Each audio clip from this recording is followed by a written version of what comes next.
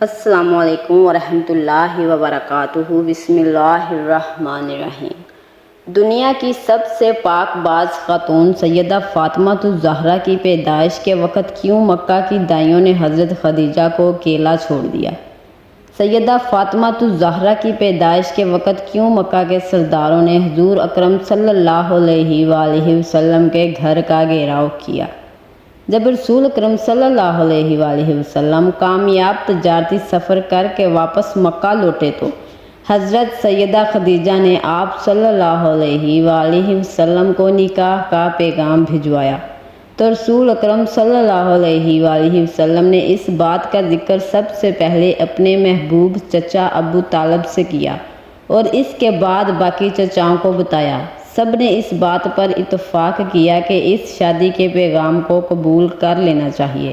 پھر وہ مبارک دن بھی آ گیا کہ جب اللہ کے پیارے رسول صلی اللہ علیہ وآلہ وسلم کی شادی کی تقریب حضرت خدیجہ کے گھر ہوئی۔ وہاں حضرت خدیجہ کے رشتہ دار عمرو بن اسد اور ورقہ بن نوفل وغیرہ موجود تھے۔ حضور کے چچا حضرت ابو طالب نے نکاح کا خطبہ پڑھایا اور حضرت خدیجہ کی طرف سے ورقہ بن نوفل نے جوابی کلمات کہے۔ بے شک حضرت خدیجہ مکہ کی بہت بااثر خواتین میں شامل تھیں، لیکن اس نکاح کے بعد جب رسول اکرم صلی اللہ علیہ وآلہ وسلم نے تبلیغ حق کا پیغام دینا شروع کیا تو مکہ کی خواتین نے حضرت خدیجہ کا بھی بائیکاٹ کر دیا اور ساری عورتیں یوں تانے دینے لگیں کہ خدیجہ نے ایک تنگ دست اور یتیم جوان سے شادی کر کے اپنی شخصیت گرا دی ہے۔ اس لیے اس شادی کے واقعہ کے بعد مکہ کی سردار اور امیر عورتوں نے حضرت خدیجہ کی طرف آنا کم کر دیا۔ شب معراج کی رات جب حضور اکرم صلی اللہ علیہ وآلہ وسلم جنت سے گزرے تو حضرت جبرائیل علیہ السلام نے آپ صلی اللہ علیہ وآلہ وسلم کو درخت طوبہ کا میوہ پیش کیا۔ جب پیغمبر زمین پر واپس آئے تو اسی میوے سے حضرت فاطمہ کی ولادت کا عمل شروع ہوا۔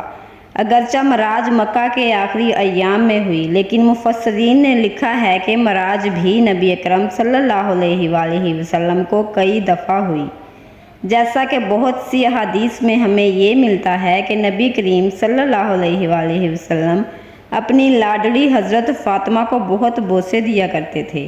ایک دن آپ کی زوجہ نے سوال کیا کہ آپ فاطمہ کو اتنے بوسے کیوں دیتے ہیں؟ تو نبی کریم صلی اللہ علیہ وآلہ وسلم نے فرمایا، میں جب بھی فاطمہ کو بوسہ دیتا ہوں مجھے اس سے جنت کی خوشبو محسوس ہوتی ہے۔ اس حدیث کو امام بخاری، امام سیوطی اور امام طبری کے ساتھ ساتھ تقریباً تمام حدیث کتب میں بیان کیا گیا ہے۔ سیدہ فاطمہ الزہرا نے پاک بہشتی میووں پر مشتمل غذا کے زیر اثر نبی آخر الزماں جیسے والد اور حضرت خدیجہ جیسی پرہیزگار والدہ سے 20 جمادی الثانی کو دنیا میں قدم رکھا۔ آپ سورۃ کوثر کی تفسیر بن کر آئیں کہ جس سے مخالفین کے طعنے اور مذمتیں ناکام ہو گئے۔ چنانچہ پیدائش کا واقعہ امام طبری نے ذخائر العقبہ میں کچھ اس طرح نقل کیا ہے کہ جب سے نبی مکرم صلی اللہ علیہ وآلہ وسلم سے حضرت خدیجہ نے نکاح فرمایا تو مکہ کی تمام عورتیں آپ کے خلاف ہو گئیں اور کسی بھی موقع پر آپ کا ساتھ نہ دیتیں۔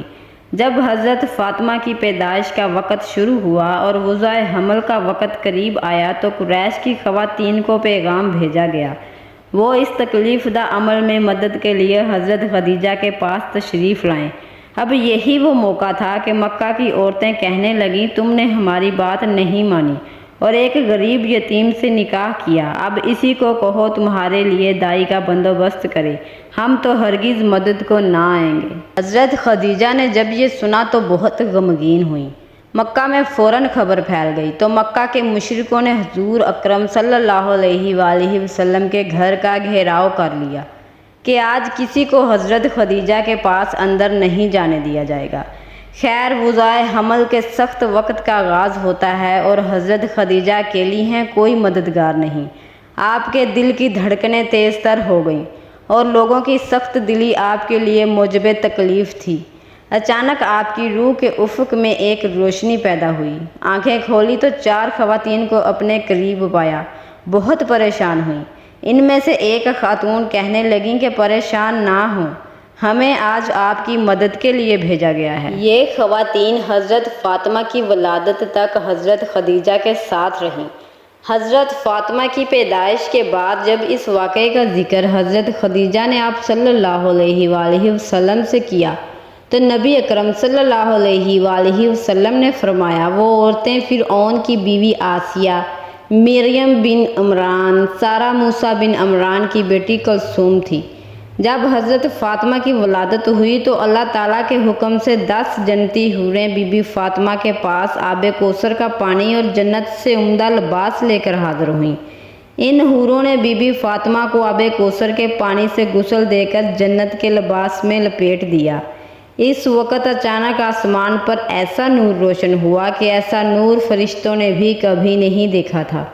ان 4 عورتوں نے حضرت بی بی فاطمہ کو حضرت خدیجہ کی گود میں دیتے ہوئے یہ الفاظ بولے کہ یہ تمہاری بیٹی طاہرہ ہے۔ خدا ان کی نسل سے حضور اکرم صلی اللہ علیہ وآلہ وسلم کی نسل بڑھائے گا۔ روایت میں آتا ہے کہ ایمن حضور اکرم صلی اللہ علیہ وآلہ وسلم کے گھر پر آپ صلی اللہ علیہ وآلہ وسلم کو مبارکباد کہنے کے لیے آ رہی تھی کہ راستے میں ان کو سلیمہ نامی ایک عورت ملی۔ اس نے پوچھا کہ ایمن جلدی جلدی چل کر کہاں جا رہی ہو؟ ایمن نے کہا کہ حضور اکرم صلی اللہ علیہ وآلہ وسلم کو اللہ نے بیٹی سے نوازا ہے، میں ان کو مبارکباد دینے جا رہی ہوں۔ سلیمہ نامی عورت نے کہا کہ محمد کے گھر بیٹی ہوئی ہے، بیٹا تو نہیں ہوا جو تم مبارکباد دینے چل پڑی۔ ایمن کہنے لگی، سلیمہ یہ بیٹی اللہ کے رسول محمد کے گھر پیدا ہوئی ہے، کسی کافر سردار کے گھر نہیں۔ مجھے یقین ہے کہ دین اسلام میں بیٹیوں سے ایسا سلوک نہیں ہوگا جو ہمارے آباء و اجداد کرتے آ رہے ہیں۔ ایمن کی باتیں سن کر سلیمہ کا چہرہ زرد پڑ گیا، کیونکہ سلیمہ کے گھر بھی 3 بیٹیوں کا جنم ہوا تھا، لیکن سلیمہ کے خاوند نے تینوں بیٹیوں کو ہی زندہ دفن کر دیا۔ یہ سلیمہ کے گھر میں ہی نہیں ہوا تھا بلکہ یہ عرب کے مشرکین میں عام رواج تھا کہ جب ان کے گھر بیٹی پیدا ہوتی تھی تو اس کو مار کر یا پھر زندہ زمین میں گاڑ دیا جاتا تھا۔ عرب کے چند قبیلے ایسے تھے جو اپنی بیٹیوں کو پیدا ہوتے ہی دفن نہیں کرتے تھے بلکہ ان کی پرورش لڑکوں کی طرح کرتے تھے، لیکن زیادہ تر قبائل لڑکی کو پیدا ہوتے ہی دفن کر دیتے تھے۔ سلیمہ بھی ایمن سے باتیں کرتے ہوئے حضور اکرم صلی اللہ علیہ وآلہ وسلم کے گھر چلی گئی۔ سلیمہ نے سوچا کہ میں بھی دیکھتی ہوں کہ حضور اکرم کا بیٹی کی ولادت پر رد عمل کیا ہے۔ جب یہ دونوں خواتین حضور اکرم کے گھر پہنچی تو کیا دیکھتی ہیں کہ حضور اکرم صلی اللہ علیہ وآلہ وسلم اپنی بیٹی کو گود میں اٹھائے پیار کر رہے ہیں، ان کے چہرے مبارک سے بوسے لے رہے ہیں۔ جو بھی بیٹی کی مبارکباد دینے آتا ہے ان کو خوشی خوشی خیر مبارک کہہ کر روانہ کر رہے ہیں۔ سلیمہ حضور صلی اللہ علیہ وآلہ وسلم کے قدموں میں بیٹھ کر رونے لگی اور کہنے لگی، یا رسول اللہ صلی اللہ علیہ وآلہ وسلم، آپ کا دین سچا ہے، آپ سچے ہیں، آپ کا خدا بھی سچا ہے، آپ کا گھرانہ بھی سچا ہے۔ میں امید کرتی ہوں کہ آپ کو یہ واقعہ پسند آیا ہوگا۔ اگر اسی طرح کے مزید معلوماتی اسلامی واقعات آپ جاننا چاہتے ہیں تو ابھی میرا چینل سچی اچھی باتیں سبسکرائب کر لیں۔